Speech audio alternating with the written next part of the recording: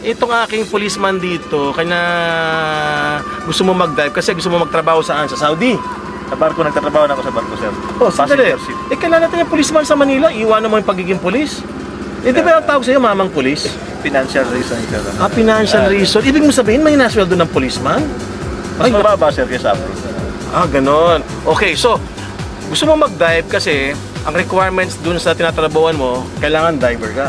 Opo, sir. Okay, at kung di ako nagkakamali, yung mga kaibigan mo, nirekomenda ka sa akin dahil sila, ngayon, mga diver na rin sila. Opo, si Alex Gans at saka si Joseph. Okay, yan yung mga ano dyan, yung mga fishermen dyan, imbis na magdinamita kayo, okay, kayo mag-dive, pagkatapos mag-apply kayo sa Saudi tulad ng ating kaibigan policeman dito para hindi nyo inuubos yung isda sa karagatan. Tama ba, pare? Tama, sir. Okay.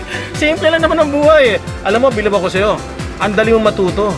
Ang ayoko lang sa ginawa mo ngayon, pero ipapasa na rin kita. Ang sabi ko sa'yo, yung body mo, bantayan mo ng gusto. Eh, ang nangyari, nag-shoot up yung body mo, nasa ilalim ka niya. Di ba? Yes, sir. Next time, sir. Hindi na mangyari. Next time, pag may body ka, huwag mo iiwanan. The least you can do is at least man lang, hawakan mo yung paa para hindi mag-shoot up. Okay? Well, anyway, okay ang buoyancy mo, okay lahat. Congratulations, you are now a Seaman's diver. Thank you, sir. Alright, enjoy it, ha? I enjoy. And now, let's go scuba diving.